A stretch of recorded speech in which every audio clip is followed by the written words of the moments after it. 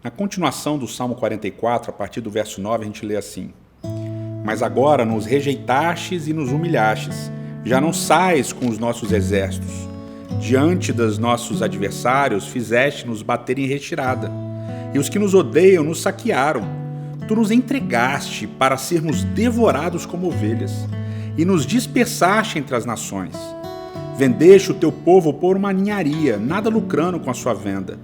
Tu nos fizeste motivo de vergonha para os nossos vizinhos, objeto de zombaria e menosprezo dos que nos rodeiam. Fizeste de nós um provérbio entre as nações, os povos meneiam a cabeça quando nos veem. Eu sofro humilhação o tempo todo e o meu rosto está coberto de vergonha, por causa da zombaria dos que nos censuram e me provocam, por causa do inimigo que busca vingança.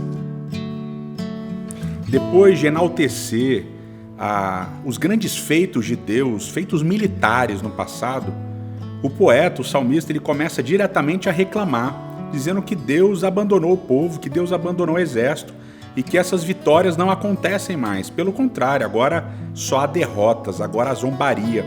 É interessante porque aqui no Salmo 44 a gente tem mudanças muito acentuadas de coletivo e indivíduo.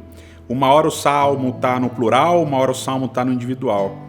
Tanto na parte de ações de graça, de louvor, que foram os primeiros versos que a gente viu ontem, quanto nessa segunda parte, que é uma parte de reclamação.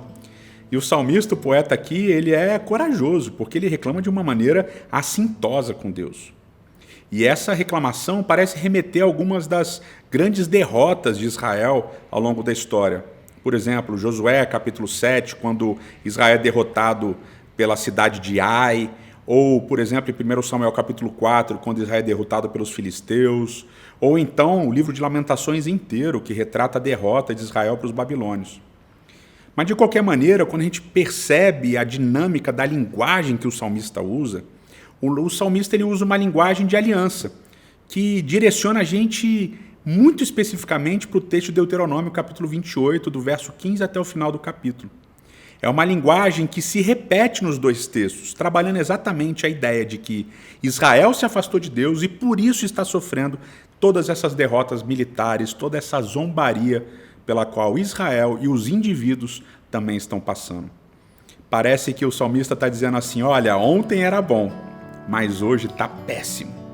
E com certeza muitos de nós sabemos esse sentimento. Muitas vezes a gente olha para o passado e fala, nossa, ontem estava tão bom e eu nem tinha noção de quão bom estava. E hoje as coisas estão horríveis. E é exatamente isso que o salmista está reclamando.